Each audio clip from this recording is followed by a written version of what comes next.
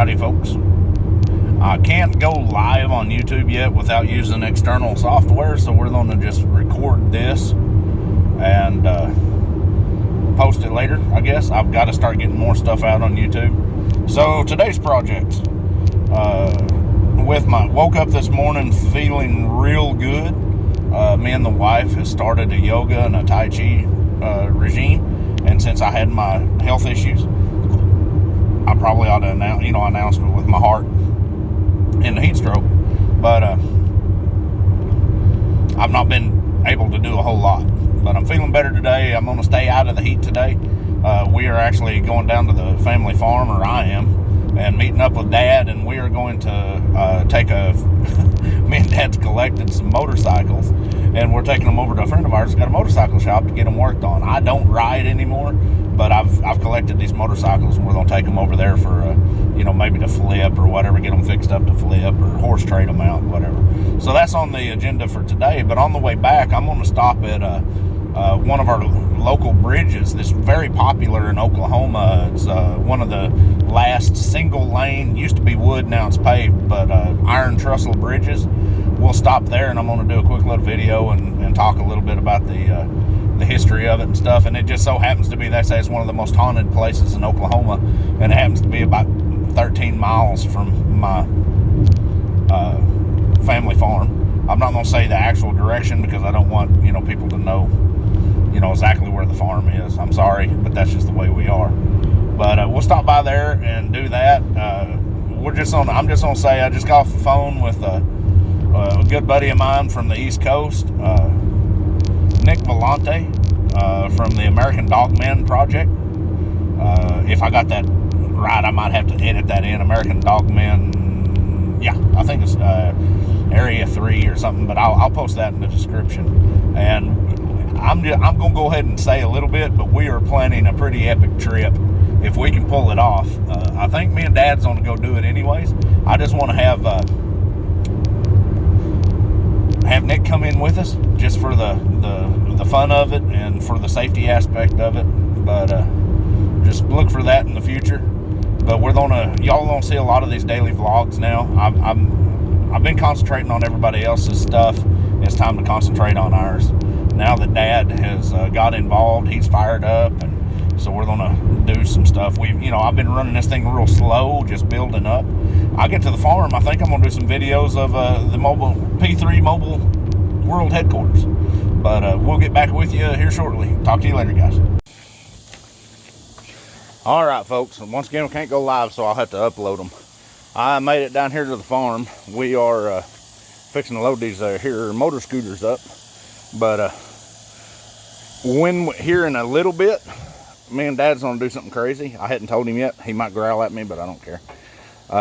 We're gonna go through our ideas and our thoughts and our equipment. So, we're gonna kind of take a tour of the motor home, the trailer, the four-wheelers, the boat, our mobile headquarters and all that, and show y'all that you can do this on a budget. It just takes time, finding the deals.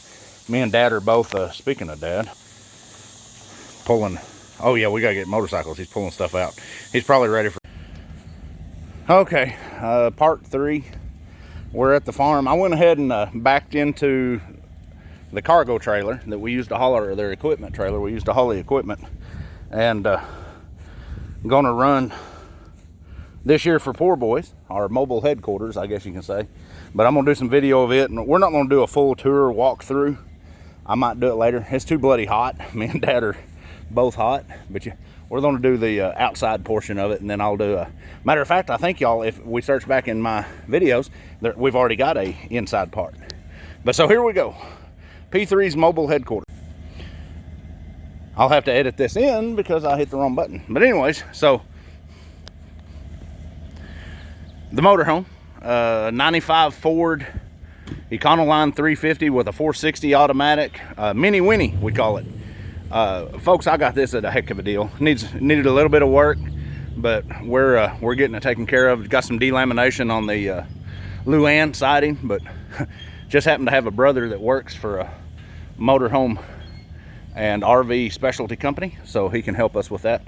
And then we roll into our equipment trailer, which is a 20-foot enclosed with a fold down ramp. We use this trailer for a lot of things, but we're going to throw the, that trailer's 20 foot, right? Or 20, huh? Listen. 18 foot inside. Okay, 18 foot inside.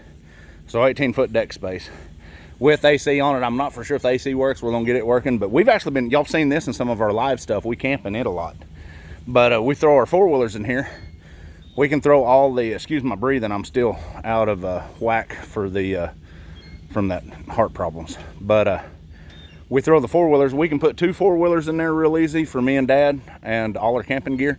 And then, man, you talk about nice living. I mean, you don't get no better than that.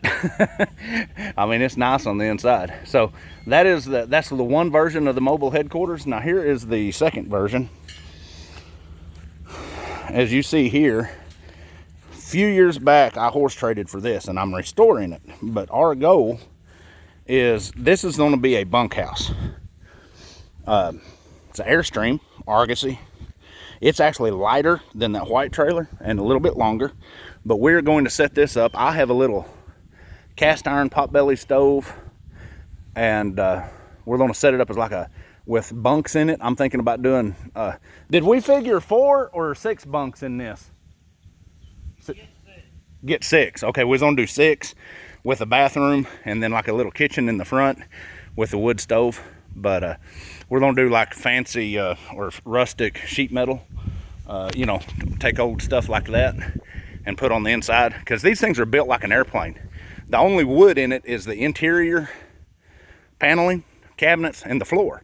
Everything else is ribbed aluminum. So we're going to fix it up. I've got all the parts to do it. And then my ultimate goal is everything on the interior of that big brute, when it gets in too bad a shape to run down the road a lot, because everything in it works, is going to go in this, because these things are like highly desirable, everybody tells me. So for now, if we run it as a bunkhouse, we're going to put it behind the pickup or put it behind the motorhome and pull it around.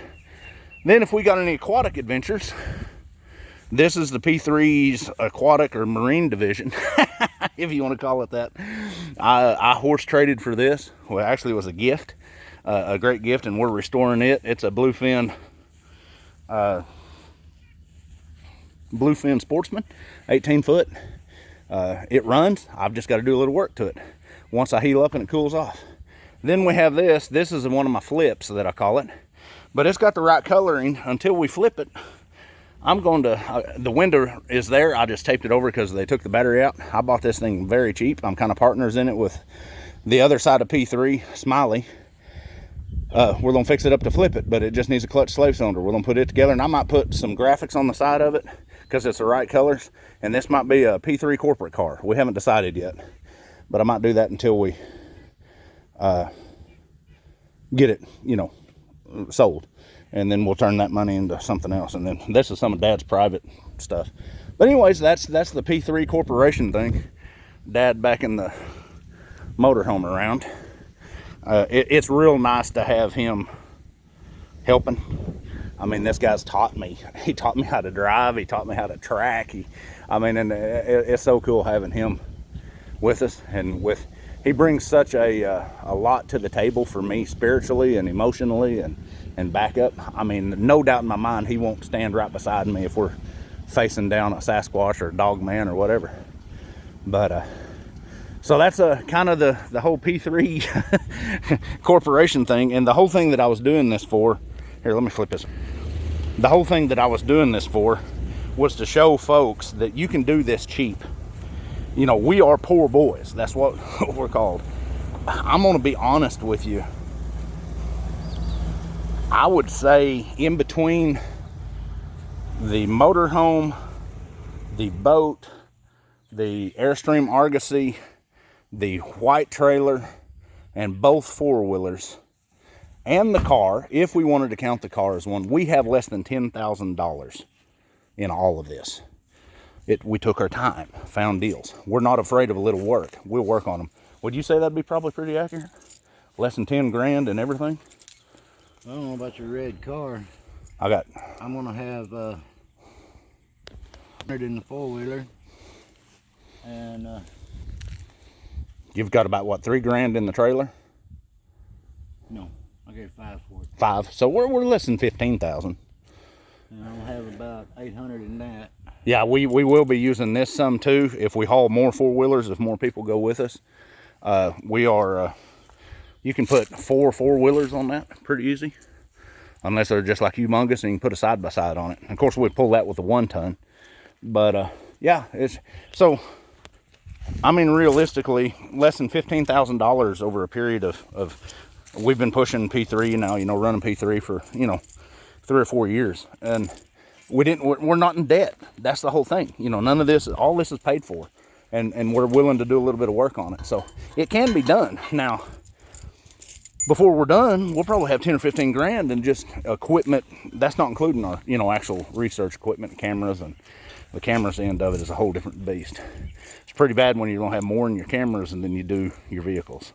But that's just what we're doing here at Poor Boys. We're out here underneath I can't believe it, it's 100 degrees and I'm still feeling pretty good. I think I'm feeling better than Dad is.